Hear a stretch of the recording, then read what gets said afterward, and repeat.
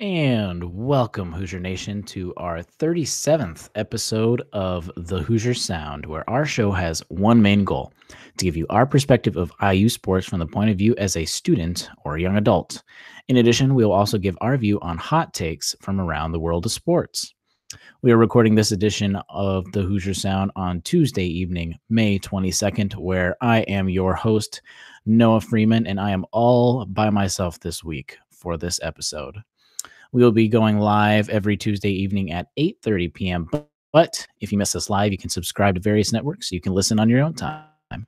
Check out our Twitter and Facebook at The Hoosier Sound and subscribe. All of our information is in our website, thehoosiersound.com. All right, Hoosier Nation, it is time for some sports talk. So I came up with this concept that I thought would be great to go through at least some of the off season where things get a little stale since we don't really have games to talk about all the time. So I thought, why not?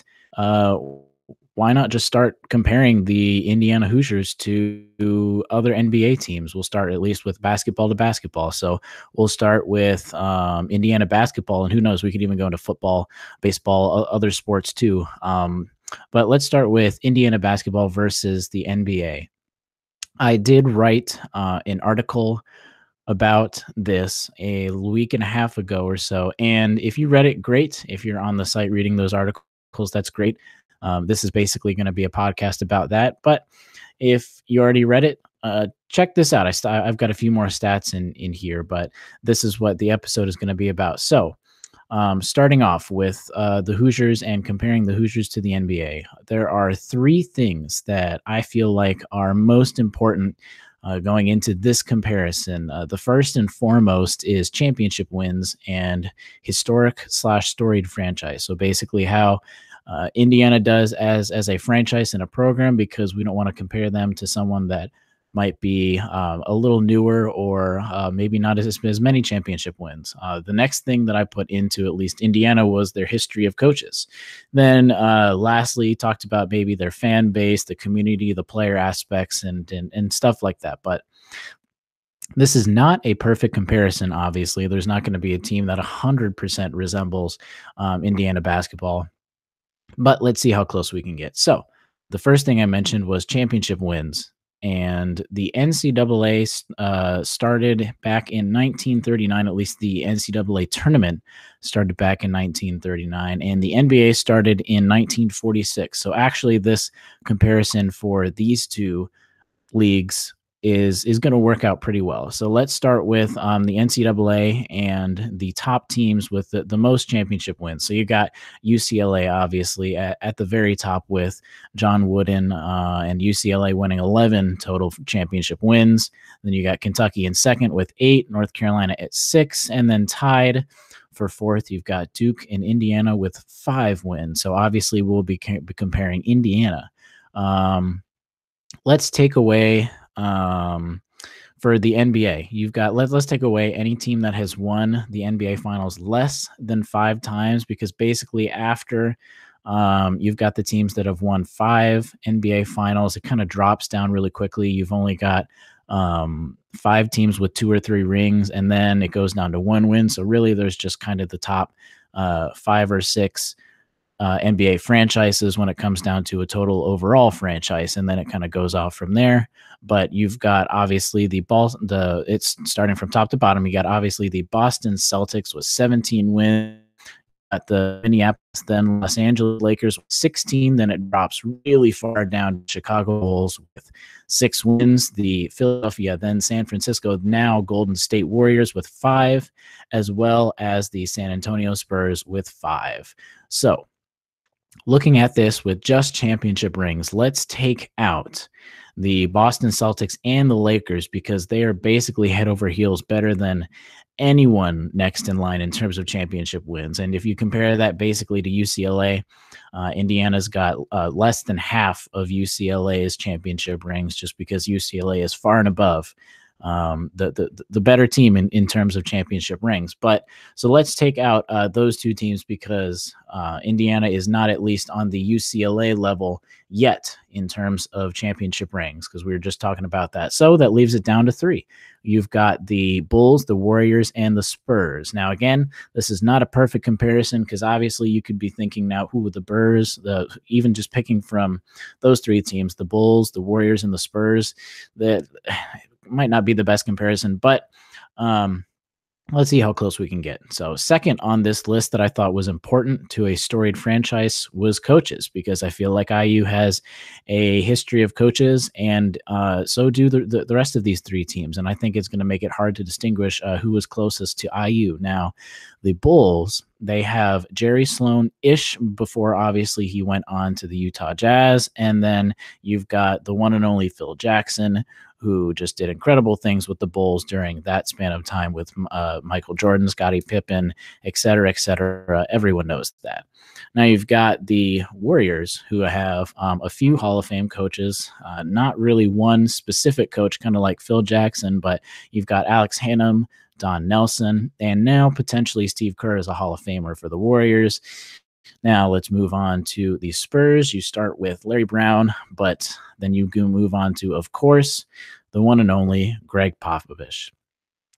Indiana, you look at those coaches. You start with Everett Dean back in the early 1900s. Then you move into Branch McCracken because he won a couple titles with Indiana, and then obviously Bob Knight. So it's going to make it pretty hard to distinguish coaches, since all three NBA teams are pretty close to Indiana in terms of storied coaches and the amount of them. These are all Hall of Fame coaches by these three teams that each franchise holds dear to them. Let's combine the championship wins and coaches for a minute. So the Chicago Bulls won all six of their titles under Phil Jackson, and they won all six of those games or all six of those titles in the span of only 8 years. It's very different than maybe the Hoosiers, who started winning in 1940. The Spurs, moving on to the Spurs, they've won all five of their titles under Greg Popovich and won all five of those titles in the span of 15 years. Indiana won 2 under Branch McCracken, 3 under Knight in the span of 47 years. Now, the Warriors, they've won all 5 from start to finish, basically literally from the very first time the NBA started having finals, then all the way to literally last year in 71, where they've won with 4 different coaches. Now, obviously, those are very different. You've got the Spurs and the Bulls, where they've won all of their titles with one coach. Then you've got the Warriors and the Hoosiers, where they've won with multiple different coaches over a span of a longer period of time than 8 or 15 years. So if you were to go off of that and counting that Indiana had 2 coaches winning their titles, not to mention the Hall of Fame coach with Everett Dean, who didn't even get he didn't even coach the Hoosiers when the NCAA tournament existed, because that did not start until 1939. You would take off the Bulls and the Spurs right there. One could argue that IU really only had one story coach in Bob Knight, which then brings the Bulls and the Spurs back into the pictures and leaving out the Warriors. I was talking with Matt, and that's the route he tends to go.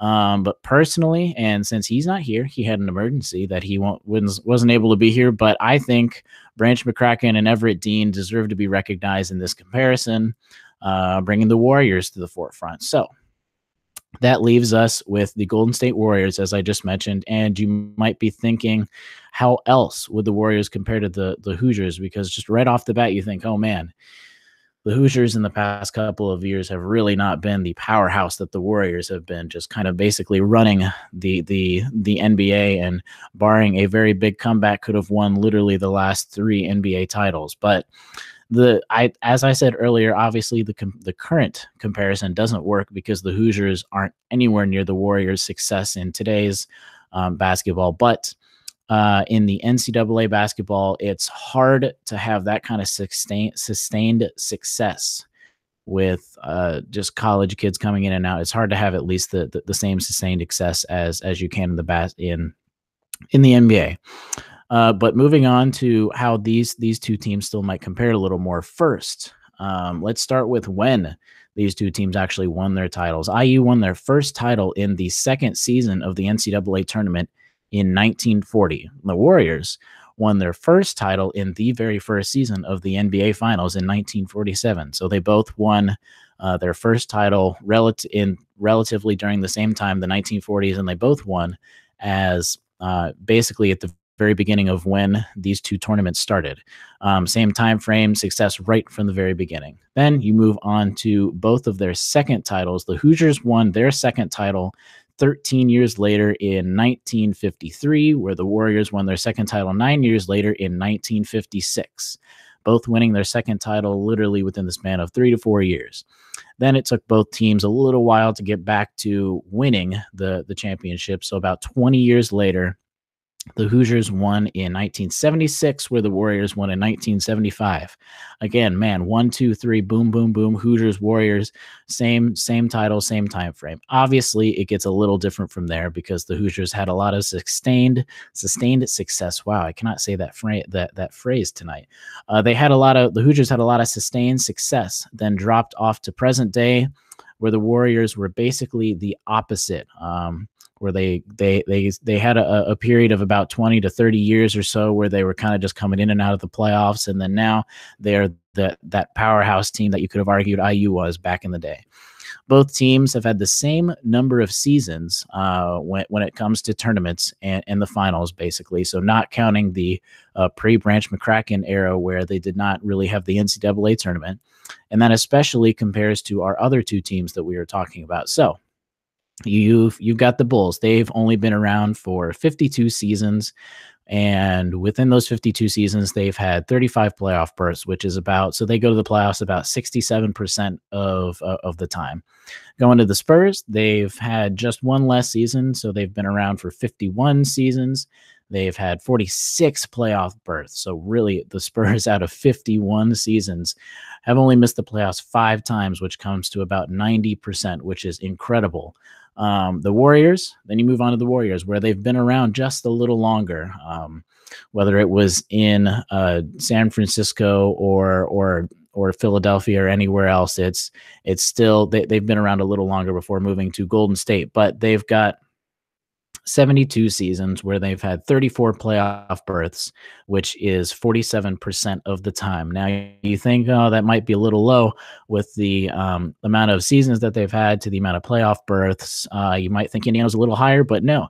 Indiana with NCAA tournaments, they've had 80 seasons, and they've only made it 39 times to the NCAA tournament, which is about 49%. So basically, comparing those two right back to back, you got 47% for the Warriors and 49% for the Hoosiers, compared to 67 and 90% with the Bulls and the Spurs. Basically, just going more towards that the Warriors are the franchise itself might be compared to Indiana just a little more. Again, obviously, it's not a perfect comparison, but both teams do have a lot in common. You start with again, just reiterating, you start with storied franchise. You got championship wins. Both have been around for 70 plus years, multiple eras of success. They haven't had just one big run like the other two. Got a history of great coaches. The Warriors with Alex Hannum, Don Nelson, Steve Kerr. Indiana, you've got Everett Dean, Branch McCracken, Bob Knight, and now, hopefully, Archie Miller. Got a great fan base. Both teams have fan bases that are sometimes arguably the best in the country. Got a tradition of great players. Golden State, you've got 6 retired numbers, 18 Hall of Famers, 3 MVP seasons, 31 different players to make an NBA All-Star. You move on to Indiana. They've got 51 people in the 1,000-point club, 4 MVPs, 45 All-Americans, 4 players in the Naismith Hall of Fame, and 5 players in the National Collegiate Basketball Hall of Fame. If the Hoosiers can start finding success, the comparison will hold true even in the present day. Both teams have a history of winning all the way back to the 1940s, as well as a tradition of Hall of Fame coaches. The comparison might not be the best, but there sure are a lot of similarities between the two storied programs. What are your thoughts? Comment below. Send us a message. We really do want to hear what you think, who the Hoosiers should be compared to the most with the NCAA. because we want to make this a dialogue. Obviously, it's not the perfect answer. That's just our opinion. But that about wraps it up for a quick episode of our 37th show of the Hoosier Sound. Thank you all so much for joining us. Stay tuned for updates on Twitter at The Hoosier Sound, Facebook, subscribe to us on YouTube, and visit our website, thehoosiersound.com, to find all of our information regarding our podcasts. As always, send us your questions as the audience, so be sure to comment, chat, send us a message at contact@thehoosiersound.com on what questions you have, and we'll get them on our next episode. Lastly, if you enjoy the show, leave us a review, tell a friend, share our links. It really helps so that we can grow this podcast. And by the way, if you haven't already, check out last week's episode. We had an exclusive interview with Freddie McSwain Jr. on his way out as a senior Hoosier. That's something you won't want to miss. We got a lot of good information. But as always, thank you for listening, Hoosier Nation, and we'll see you next time.